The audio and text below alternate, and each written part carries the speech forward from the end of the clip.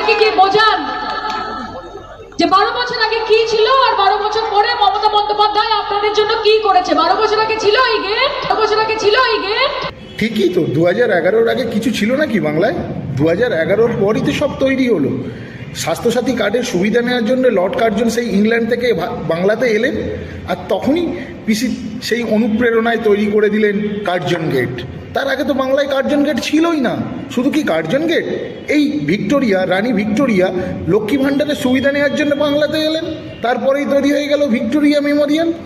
আপনারা জানেন কি মশাই বাংলার ইতিহাস? বাংলার ইতিহাস জানুন। 2011-র আগে পুরো বাংলাটা তো জঙ্গলে ভর্তি ছিল, জন্তু জানোয়ার সব ঘুরে বেড়াতো। তারপর উনি ক্ষমতায় গেলেন, সব জন্তু জানোয়ারগুলোকে খাঁচায় ভরে রেখে দিলেন। সেখানে তারা ওনার অনুপ্রেরণায় বাঘ, সিংহ, জলহস্তী সব বাচ্চা দেওয়া শুরু করলো। সেটাই হয়ে গেল আলিপুর জু। তাই বলছি, আগে বাংলা